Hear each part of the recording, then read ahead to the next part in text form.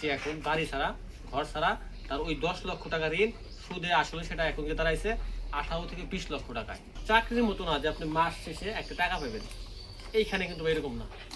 এইখানে ধৈর্য ধরতে হয়। শুধুমাত্র আমার মতো যারা ইউটিউবার আছে, আমাদের ভিডিও দেখে আপনারা খামার শুরু করতে যায় না, কারণ এইখানে অনেক বড় হ্যাসেল আছে ভাই। আপনি ছোট থেকে শুরু করেন। আর সবচেয়ে বড় গুণ হচ্ছে ভাই, এই দুনিয়ায় কোনো মানুষই সুদের টাকা বা ঋণের টাকা নিয়ে কোনো কিছু করে লাভবান হতে পারে না। গত বছর যার খামারে 20টা গরু ছিল, সেই মানুষটাই আজ পাওনাদারদের টাকার ভয়ে বাড়ি ছাড়া। সে এখন পালিয়ে পালিয়ে রাত্রি যাপন করছে বন জঙ্গলে। শুধুমাত্র একটা ভুলের জন্য আপনার আমার শখের খামার, স্বপ্নের খামারটা হতে পারে আমাদের জীবনের সবচেয়ে বড় ভুল ডিসিশন। আসসালামু আলাইকুম খামারি ভাইরা, আমি যখন এই প্রবাসী ভাইয়ের মেসেজটা পড়ছিলাম, মানে গল্পটা পড়ছিলাম, তখন বিশ্বাস করবেন না, আমি এতটাই আবেগপ্রবণ হয়ে গেছিলাম যে আমার চোখ দিয়ে পানি চলে আসছে। যে একটা মানুষের স্বপ্ন কিভাবে এরকম তিলে তিলে নষ্ট হয়ে যেতে পারে, যার কারণে তার পুরো পরিবার রাস্তায় নেমে আসতে পারে। আজকের এই গল্পটা কোনো সফলতার গল্প না, আজকের এই গল্পটা হচ্ছে ব্যর্থতার গল্প। হাজারো সফলতার পিছনে এরকম কোটি কোটি ব্যর্থতার গল্প অতলেই হারিয়ে যায়। আমরা ইউটিউবে খুব একটা ব্যর্থতার গল্প শুনতে পাই না। তো আশা করি যারা খামার করতে যাচ্ছেন, খামার করার স্বপ্ন দেখছেন, তাদের জন্য ভিডিওটা খুব গুরুত্বপূর্ণ হবে ইনশাল্লাহ। কারণ এই ভিডিও থেকে, এই ব্যর্থতার গল্প থেকে আমরা অনেক কিছু শিখতে পারবো ইনশাল্লাহ। মূলত আমার ভিডিওতে অনেক প্রবাসী ভাই কিন্তু কমেন্ট করেন, সাথে আমার দেশের ভাইরাও আছেন। তো একটা ভাইয়ের সাথে আমার রেগুলার কথা হয়, তারও স্বপ্ন ছিল একটা খামার করার এবং সেই খামার থেকে তার পরিবারকে ভালো একটা কিছু উপহার দেওয়ার। কিন্তু সেই স্বপ্নটাই দুঃস্বপ্ন হয়ে গেল একমাত্র এই ঋণের টাকার জন্য। প্রিয় খামারি ভাইরা, গল্পটা 2024 সালের। তো আমার এই প্রিয় ভাই, আমি নাম বলবো না, উনি মনস্থির করেন যে উনি খামার করবেন এবং সে খামার করার জন্য তার যে বইয়ের যে গয়না আছে সেটা বন্দুক রাখেন।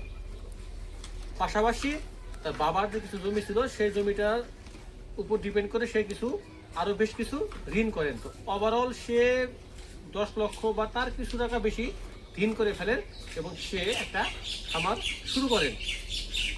এই যে মনে করেন সে খামারটা শুরু করলো, আলহামদুলিল্লাহ প্রথম 5-6 মাস সবকিছু ভালো ছিল, এভরিথিং ওয়াজ ফাইন। যখন তার খামারের 2টা গরু অসুস্থ হয়ে যায়, তখনই সে বুঝতে পারে যে সে অলরেডি তার জীবনের সবচেয়ে বড় ভুল ডিসিশন নিয়ে ফেলছে।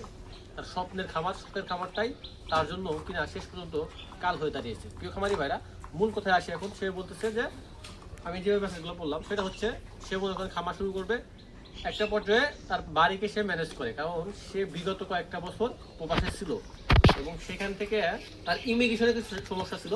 দালালের চক্করে পড়ে সে যে অবৈধ পথে প্রবাসে গেছিলো এবং সেখানকার সরকার তাকে দেশে পাঠিয়ে দেয়। তো একে তো সে ঋণ করে কিন্তু প্রবাসে গেছিলো। যখন দেশে ফিরে আসে তখন কোনো কিছু না পেয়ে সে ভাবতে থাকে যে এখন সে দেশে থেকে কিছু করতে চায় এবং সে সিদ্ধান্ত নেয় একটা গরু খামার করবে।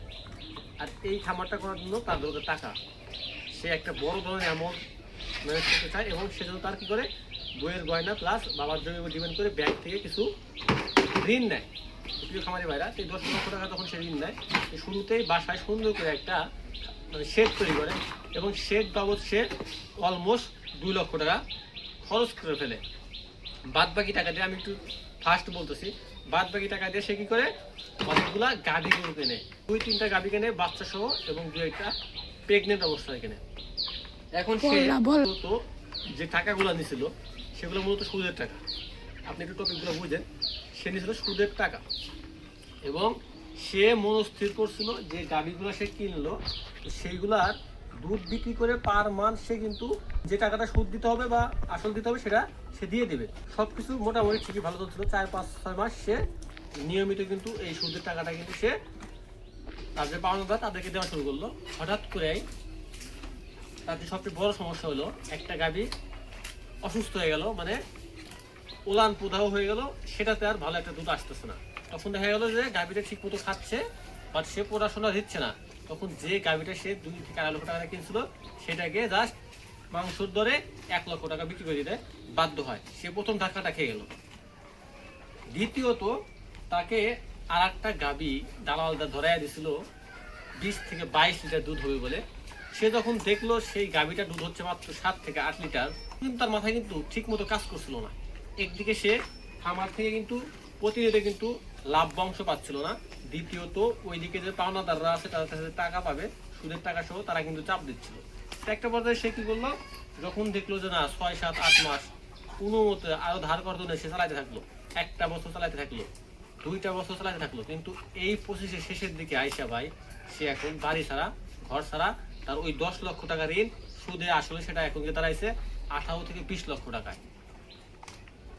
এইখানে মূলত যে ভুলটা সে করছিল, প্রথমত সে গাভী দিয়ে খামার শুরু করছিল এবং সে যে মূলধনটা হাতে নিয়েছিল সেটা হোক সুদের বা ঋণের যে কোনো মূলধনই হোক, বইয়ের গয়না বস্তা টাকা, কিন্তু সেই মূলধনের পুরো টাকাটাই সে এই সেক্টরে পুরোটাই বিনিয়োগ করে দেয়। তখন পর্যন্ত সে আউটপুটটা পাইছে, ততক্ষণ তার কোনো সমস্যা হয় নাই। কিন্তু যখনই তার গরু অসুস্থ হইল এবং একটা গাভীর দুধ কমে গেল এবং মানে গরুর যে খাদ্য খরচ এবং প্রতিনিয়ত যখন তাকে প্রত্যেক মাসে যখন তাকে ঋণের টাকাগুলো পরিশোধ করা লাগতো, তখনই সে ঝামেলায় পড়ে যায়। তবে এই অ্যাগ্রো সাইট এমন একটা সেক্টর, এখানে কিন্তু চাকরির মতো না যে আপনি মাস শেষে একটা টাকা পাবেন। এইখানে কিন্তু এরকম না, এইখানে ধৈর্য ধরতে হয়। কিন্তু আপনাকে কিন্তু সুদের টাকাটা কিন্তু সময় মতো দিতে হবে, কিন্তু এইখানে কিন্তু ওরকম কিন্তু নিশ্চয়তা নাই যে আপনি এখান থেকে প্রত্যেক মাসে 20 থেকে 25 হাজার টাকা পাবেন, এরকম কোনো কিছু নাই। তো এখানে যে সবচেয়ে ভুল করছে সেটা তো ভাই, যে এই যে মানুষ একটা স্বপ্ন নিয়ে শখের বসে একটা খামার করলো এবং এই তার স্বপ্নটাই তার জীবনের সবচেয়ে বড় একটা ভুল ডিসিশন হয়ে দাঁড়ালো। এইটা কিন্তু আমাদেরকে ভাবতে হবে। শুধুমাত্র আমার মতো যারা ইউটিউবার আছে, আমাদের ভিডিও দেখে আপনারা খামার শুরু করতে যায় না, কারণ এইখানে অনেক বড় হ্যাসেল আছে ভাই। উনি আর একটা ভুল করছিল, উনি যখন অনেকগুলা গরু কিনে ফেলে, পাশাপাশি তিনি 10 লক্ষ টাকা ঋণ করে, সাথে বইয়ের যে গয়না মানে বন্ধুক রাখে সেটা অলমোস্ট 5 লক্ষ টাকার মতো, আদারওয়াইজ আরো সর্বমোট সে প্রায় 20 লক্ষ টাকা ইনভেস্ট করে ফেলে। তো উনি অনেকগুলা গরু কিনে ফেলে, প্রায় সর্বমোট 2 বছর তার গরু তার 20টার মতো ছোট বড় দিয়ে। এই এতগুলা গরুকে কিন্তু সে কিন্তু একা কিন্তু হ্যান্ডেল করতে পারে নাই। সে কি করছিল, কাজের লোক রেখাই দিচ্ছিল, পাশাপাশি সেও কাজ করতো। দেখেন ভাই, এখন কথা হচ্ছে যে আমরা চাইলেই এরকম ভিডিও দেখে খাওয়া শুরু করতে পারি, কিন্তু এটা কিন্তু আমাদের ঠিক না। আমাদের আগে মনস্থির করতে হবে যে আমরা কতটুকু ইফোর্ট দিতে পারবো, আমি নিজে কতটুকু করতে পারবো। আপনি ছোট থেকে শুরু করেন। আর সবচেয়ে বড় ভুল হচ্ছে ভাই, এই দুনিয়ায় কোনো মানুষই সুদের টাকা বা ঋণের টাকা নিয়ে কোনো কিছু করে লাভবান হতে পারে না। আপনারা যদি বিগত দিনে যদি আমাদের দেশের বড় বড় নেতাকে দেখেন, তারা কিন্তু এখন দেশ ছাড়া, তাদের টাকার ভিতরে কিন্তু আল্লাহ বরকতটা নাই, কিন্তু তাদের কিন্তু হাজার হাজার কোটি টাকা ছিল, বাট দেশে শান্তিতে সে থাকতে পারলো না। টাকাই সব কিছু না। তো যে সকল ভাইরা ভাবতেছেন যে ঋণ করে সুদের উপর টাকা নিয়ে খামার শুরু করবেন এবং এই খামার থেকে দুধ বেচে, বাছুর বিক্রি করে, গরু বিক্রি করে সেই ঋণ শোধ করে দিয়ে একটা সময় গিয়ে আপনার অনেক বড় খামার হবে, তাদেরকে একটা কথা বলবো ভাই, সুদের টাকায় শুধু সুদই বাড়ে। আপনার এখানে যে লাভটা হবে সেই লাভটা পর্যন্ত আপনাকে ওই পাওনাদারকে দিতে হবে, যে কিনা আপনার সুদ দিছিল। আপনি এখানে গরুর মতো খাটবেন, সেটা মাস শেষে আপনার 10,000 টাকা এখানে লাভ হবে, কিন্তু ওইখানে দেখবেন যে আপনার 12,000 টাকা সুদ দিতে হচ্ছে। যে স্বপ্নটা দেখছেন সেই স্বপ্ন থেকে আশা করি আপনার সবাই খুব তাড়াতাড়ি বেরিয়ে আসবেন ভাই। আপনি চাইলে একটা গরু খামার শুরু করেন। আমি আপনাকে বলবো ভাই, আমি চাই না আমার কোনো খামারি ভাই ঋণ করে সুদের উপর টাকা নিয়ে খামার করুক। এইটা যে কি পরিমাণ যে ভাই আপনাকে প্যারা দেবে, এই গল্পটা শুনে আপনারা হয়তো বুঝতে পারছেন। ওই ভাইয়ের সাথে আমি কথা বললাম, উনি মনে করেন যে এখন মানে সর্বশান্ত, বলা বাহুল্য ভাই, এখন আমার ওই পরিমাণ কোনো সামর্থ্য নাই যে তাকে আমি কিছুটা সাহায্য করবো। তা আমি তাকে একটুখানি পরামর্শ দিলাম যে ভাই, বাকি জীবনটা আছে, এটা আপনি আল্লাহর পথে হক পথ থেকে কাটিয়ে দেন।